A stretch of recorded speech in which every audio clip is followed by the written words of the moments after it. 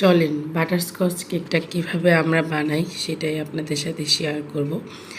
আমরা 1 পাউন্ড বাটারস্কচের জন্য 30টার মতো কাঠ এবং কাজু বাদাম ব্যবহার করে থাকি এবং এত মজা লাগে এই বাদামের যে ক্যারামেলটা। আর আমরা ক্রিমটাতেও বাটারস্কচের যে ক্রাঞ্চটা সেটা দিই। আর এখন যে সিরাপটা দিয়ে আমরা সোক করতেছি এটা কিন্তু এটাও স্পেশালভাবে বানানো। এটা চকলেটের সাথে ক্যারামেল সস ব্যবহার করে আরও কিছু সিক্রেট ইনগ্রিডিয়েন্টস ব্যবহার করে এই সিরাপটা বানানো এবং ক্রিমটাতেও কিন্তু এত পরিমাণ বাদামের এবং ক্যারামেল ক্রাঞ্চটা দেওয়া যে আপনার খেতে এত বেশি মজা লাগবে। বাটারস্কচ কেকটা মিষ্টি হয়, মিষ্টির পরিমাণটা একটু বেশি হয়। যারা একদমই কম মিষ্টি খান তাদের কাছে এই কেকটা একদমই ভালো লাগবে না, কিন্তু যারা মিষ্টি পছন্দ করেন, যে খাওয়ার পরে একটু মিষ্টি খেতে ভাল লাগে, তাদের কাছে এই কেকটা অনেক মজা লাগবে। আসলে অনেক বেশি মজা হয়েছে।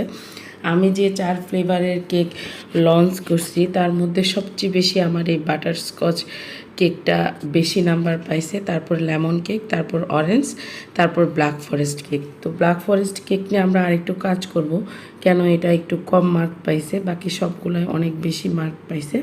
আর এই কেকটাতে আমরা মিষ্টির ব্যালেন্সটা রাখার জন্য বেজে একদমই কম পরিমাণ চিনি ব্যবহার করে থাকি। আমাদের কেকের শুধু বেজেই চিনি যায়, আর কোথাও কোনো চিনির স্পর্শ নাই। সব কিছু আমরা চকলেট দিয়ে কাজ করি। আর ক্যারামেলে তো চিনি ব্যবহার করা হয়েছেই, অন্য কেকগুলোর কথা বলতেছি, কিন্তু বাটারস্কচ কেকের যে বেসটা, এই বেজে আমরা কোনো ধরনের সুগারটার পরিমাণ এত কম ব্যবহার করছি যাতে সুগারের টেস্টটা ব্যালেন্স থাকে। তারপর ক্লায়েন্টের যেভাবে ডিমান্ড করবে সেই অনুযায়ী আমরা কাজ করব। এই ক্লায়েন্টটা আমাকে ক্যারামেল সস কম দিতে বলছিল, এই জন্য আমি একটু কম দিয়েছি। আর আমাদের ক্যারামেল সসটাতে কিন্তু কুকিং ক্রিম ব্যবহার করা হয় এবং ভালো মানের বাটার ব্যবহার করা হয়, ভালো ব্র্যান্ডের।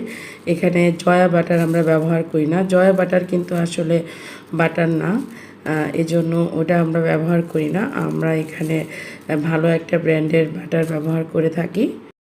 আমাদের পেজের সবগুলো কেকেরই কস্টিং অনুযায়ী এর প্রাইসটা অনেক রিজনেবল রাখা হয়েছে, কারণ আমাদের কেকের কস্টিং বেশি, যেহেতু চেষ্টা করি একটু ভালো টেস্ট দেওয়ার জন্য। তারপর অনেকের কাছে প্রাইসটা বেশি লাগে, এটা এক একজনের কাছে লাগবে, এটাই স্বাভাবিক।